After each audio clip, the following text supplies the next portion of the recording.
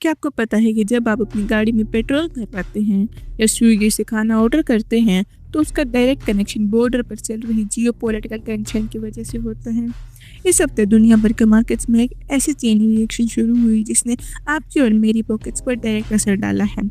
एक तरफ हमारा इंडियन रुपये डॉलर के मुकाबले 97 रुपीज़ के ऑल टाइम लो पर चला गया है, मतलब डॉलर स्ट्रॉन्ग और हमारी करेंसी वीक। दूसरी तरफ इंडिया की पीक पावर डिमांड ने एक नया रिकॉर्ड बना दिया है क्योंकि देश में एक सीवियर हीट वेव चल रही है। अगर आप एक रिटेल इन्वेस्टर हैं तो ये हफ्ता आपके लिए एक बहुत बड़ा लाइव लेसन था। निफ्टी हर रोज सुबह एक बड़े झटके के साथ खुलता था और शाम तक बायर्स वहां बाजी पलट देते थे। इस वीडियो में हम अगले 20 मिनट में पूरे हफ्ते की कहानी को डिकोड करेंगे। दुनिया के नक्शे पर इस वक्त जो सबसे बड़ी जियोपॉलिटिकल ट्रिगर चल रही है वो है ईरान यूएस कॉन्फ्लिक्ट।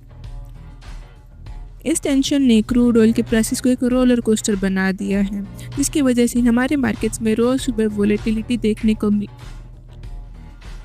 अगर हम हफ्ते के ऑयल प्राइसेस के ट्रेंड को समझें, मंडे $111 पर बैरल, ट्यूसडे $110 पर barrel, Wednesday $102 per barrel, Thursday and Friday was close to $96 per barrel. आपको समझ आ रहे होगा कि प्राइस ऊपर नीचे फ्लक्चुएट कैसे हुए हैं। जब डोनाल्ड ट्रंप अपने सही माइंडसेट में होते हैं तो ऑयल के प्राइसेस गिर जाते हैं क्योंकि वो रुकवा देते हैं वो जब उनका दिमाग सटक जाता है वो वेज वॉर और जो पीस टॉक्स चल रही है उनको ख़राब कर देते हैं और जो ऑयल प्राइसेस है वो सीधा ऊपर चले जाते हैं। अब ऑयल के साथ साथ एक और चुपचाप काम करने वाला ग्लोबल फैक्टर था, ग्लोबल बॉन्ड यील्ड्स। जर्मनी का 10 ईयर बॉन्ड यील्ड इस वक्त 15 ईयर हाई पर चल रहा है और यूएस ट्रेजरी यील्ड्स के एलिवेटेड रहने की वजह से गोल्ड और इमर्जिंग मार्केट्स पर लगातार प्रेशर बना हुआ है। लेकिन कहानी सिर्फ यहाँ ख़त्म नहीं होती। जब दुनिया में इतनी बड़ी जियोपॉलिटिकल और फाइनेंशियल हलचल होती है तो उसका पहला असर किसी देश की करेंसी और उसके रिजर्व्स पर दिखता है और यही से ये ग्लोबल स्टॉर्म सीधे हमारी इंडियन इकोनॉमी के दरवाजे पर आकर खड़ा हो गया। अब जब ग्लोबल मार्केट्स में क्रूड ऑयल महंगा होता है और बॉन्ड यील्ड्स बढ़ते हैं तो इंडिया को तेल खरीदने के लिए ज़्यादा डॉलर्स खर्च करने पड़ते हैं। जब डॉलर की डिमांड अचानक से बढ़ती है तो हमारा रुपये वीक होने लग जाता है। इस हफ्ते हमारे रुपये सक्सेसिव रिकॉर्ड लोज बनाते हुए 96.39 से स्लाइड होकर $96.96 तक चला गया। इस गिरावट को रोकने के लिए हमारे सेंट्रल बैंक यानी आरबीआई को बीच में आना पड़ा। आरबीआई ने रुपये को डिफेंड करने के लिए मार्केट्स में अपने डॉलर्स बेचे, जिसका असर यह है कि हमारा फॉरेक्स रिजर्व एक हफ्ते में $8 बिलियन से गिरकर $688.89 बिलियन पर आ गया है। लेकिन इस पूरे करेंसी गेम में एक बड़ा इंटरेस्टिंग व्यू पॉइंट सामने आया है। 16th फाइनेंस कमीशन के चेयरमैन अरविंद पंघारिया, इन्होंने कहा कि आरबीआई को एक बहुत ही हटके एडवाइस दी है। उन्होंने कहा कि रुपये को डिफेंड करने के चक्कर में हमें अपने रिजर्व्स को इस तरह नहीं चलाना चाहिए। उनका मानना है कि अगर सप्लाई डिमांड की वजह से रुपये गिर रहा है तो उसे गिरने दो।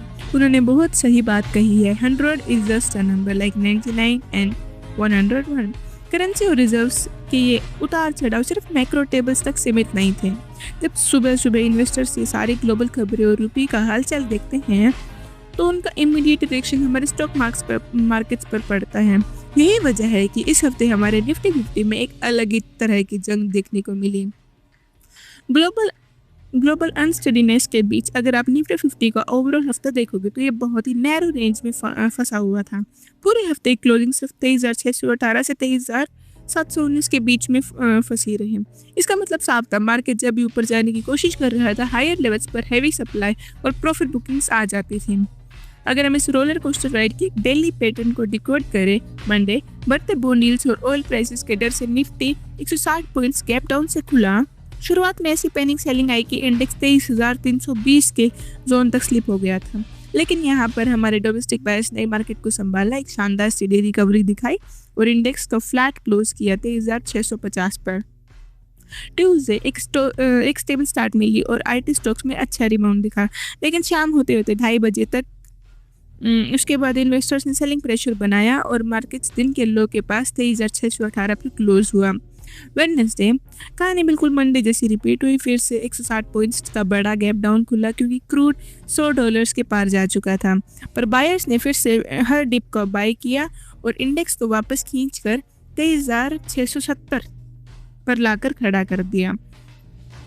यूएस ईरान टॉक्स के पॉजिटिव सिग्नल्स पर थर्सडे को निफ्टी 170 पॉइंट्स की गैप अप से खुला, लेकिन अफसोस ये ऑप्टिज्म टिक नहीं पाया और दिन भर प्रॉफिट बुकिंग्स चलने की वजह से हम ग्लोबल पीयर्स के मुकाबले अंडर परफॉर्म करते हुए फ्लैट क्लोज हुए। फ्राइडे को हफ्ता खत्म होते होते मार्केट ने थोड़ी राहत की सांस ली। एक फर्म स्टार्ट के बाद सेकेंड हाफ में थोड़ा डिप जरूर है, पर फाइनल क्लोजिंग 23,719 पर हुई, जो इस हफ्ते पहली बार 23,700 के साइकोलॉजिकल मार्क के ऊपर थी।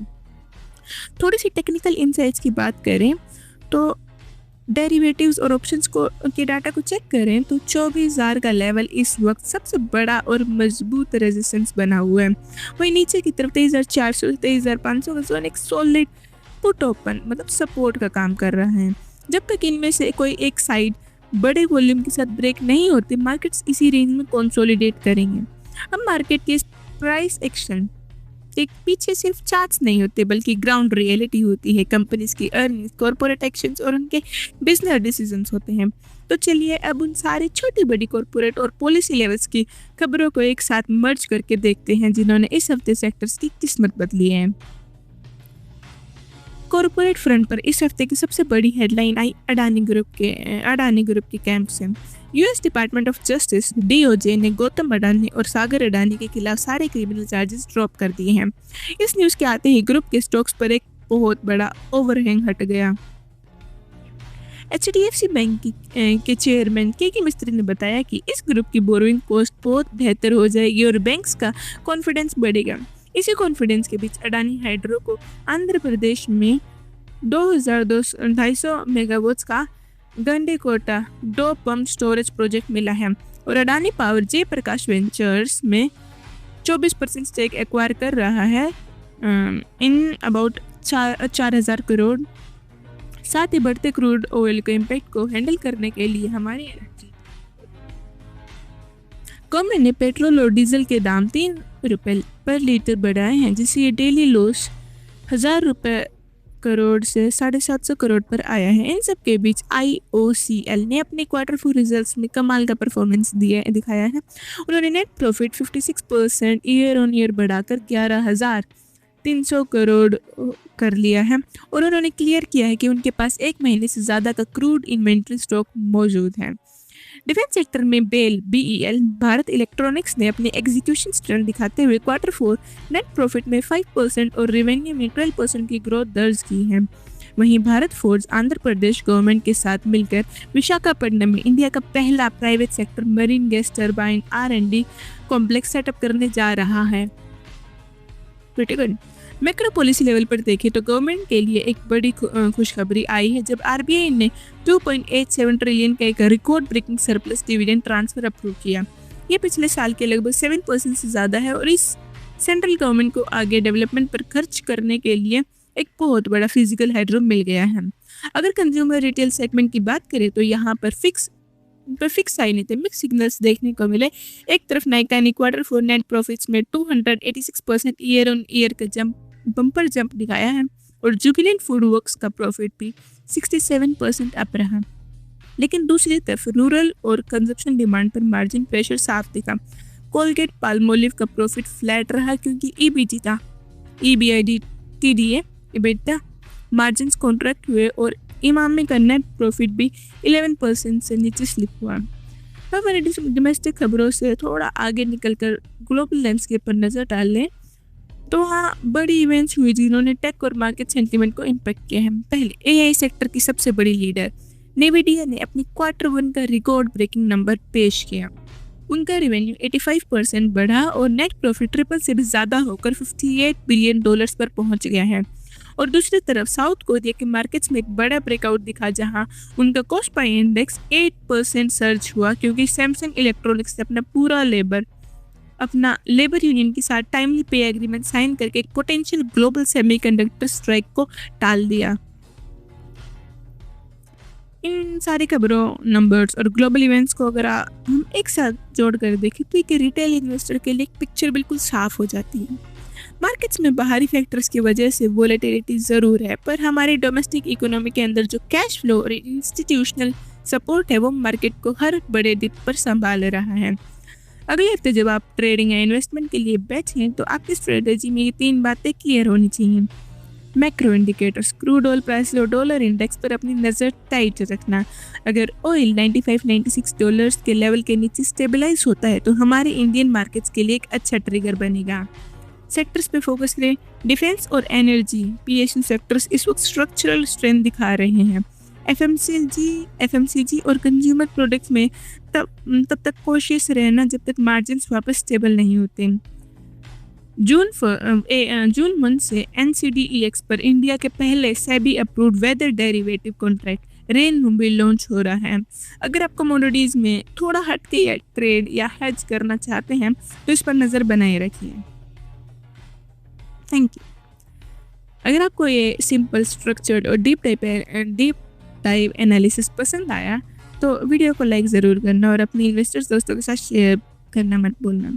चैनल को सब्सक्राइब कर लीजिए ताकि अगले संडे आपसे ऐसे ही कॉम्प्रिहेंसिव